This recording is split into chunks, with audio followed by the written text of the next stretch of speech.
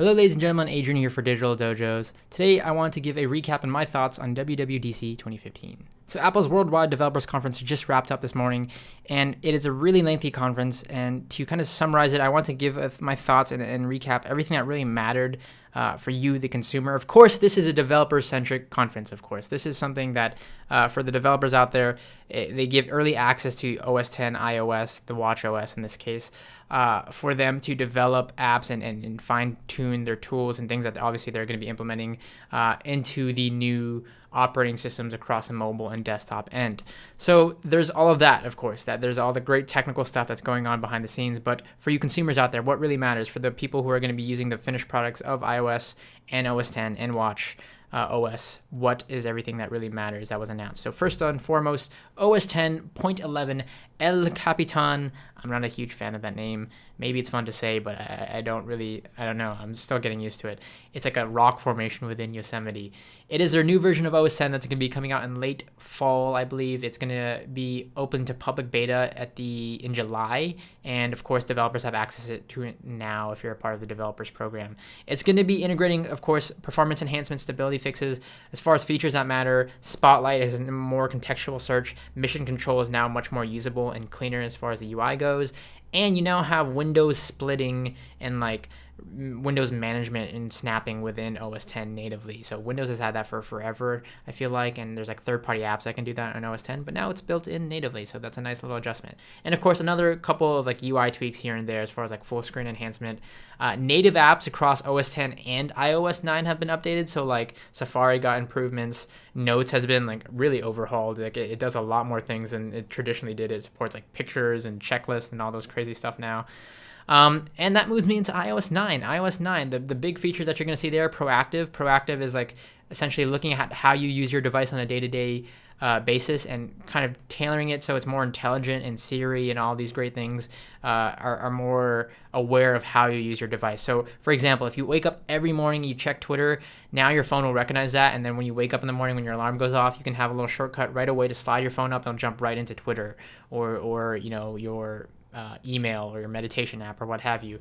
On top of that, Spotlight has been upgraded, of course. So Spotlight has much better search functionality, and the new Spotlight menu will show you things like nearby things that are going on. It will show you your contacts that are your favorites, and in context also what's going on. So let's say you have a meeting with somebody that week, they'll be in that list essentially. And you'll also have other things in there. So you're going to have news that's in there because they have an all-new native news app. It's basically Apple's version of Flipboard. That's like the best way I can describe it. It's really elegant and looks really great, and it looks like it functions great from their demo. It's going to be that app that you either use or it's going to go in that folder of Apple apps that you never use. That's the best way I can put it. Aside from that, for iOS 9, the iPad got huge updates. It has true multitasking now. I say true multitasking, but really the split view works on all of the current generations of iPads, which is essentially allowing you to split an app in and on the side, like a timeline from Twitter or an email app or iMessages, without leaving the main app that you're using in the background. And then there's split screen, which is like the true multitasking side by side using apps and readjusting the window sizes. That's only available on the iPad Air 2, so you got to keep that in mind. And then you have picture in picture. That's really great. You can finally play video anywhere in the OS. You can resize it. You can put it in the corner. You can hide it off to the right to just listen to the audio. So much more convenient. I think these are the great features that really change the way that people are going to use their iPads. For people who never wanted these features, or never knew about these features or never really cared about them, it's going to be that much more convenient. For people who've always wanted these features and maybe you've even jailbroke to get some of these capabilities, now it's natively built into the OS. So I think it's a win-win for iPad users on iOS 9. Of course, it got a lot of other updates with the QuickType and their keyboards and other enhancements under the hood of the OS. But really, they tried to stick to the main foundation of it, the security, the stability, and bug fixes for iOS 9. In other news, Apple Pay has also gotten an update. They talked about Apple Pay being rolled out to the UK. The app is also going to be renamed, and that of the Passbook app is now renamed to a Wallet app because they're trying to obviously replace your wallet with this. So that's the whole idea with the Apple Pay system. Your rewards cards, your debits and credit cards, and your store cards are all going to be placed in this one application. And of course, the rewards programs from places like Dunkin' Donuts, Starbucks, and other providers are going to be integrated that way. It's a more of an incentive to use this Apple Pay system. That's their whole idea. So you don't have to carry around your cards. You don't have to carry around like a bulky wallet. You can do it all on your iPhone. You can do it all on your Apple Watch, things of that nature. So that is the Apple Pay system, and it's going to be coming out into the UK and rolling out into places like London and being able to be used for transit and things of that nature all next month. So that rollout begins. Then from there, they obviously want to roll it out to more places in the future. They also talked about Watch OS 2. So the biggest news regarding the Apple Watch is that the updates to it are going to now allow developers to do native apps for the Apple Watch. So previously, it all depended on your phone. The app logic, the app information was all stored on your phone, and it would sling over to your watch. So you were really dependent on pairing it with your phone.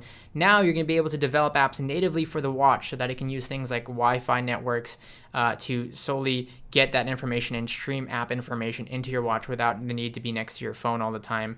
And that created like a laggy experience for some Apple Watch users. So obviously this will make things much more seamless, not just for the developers, but obviously for the consumers as well. And there's other things like new watch faces, updates to the whole complications mode. You now have a mode called time travel, and other things that were upgraded into the whole Apple Watch OS.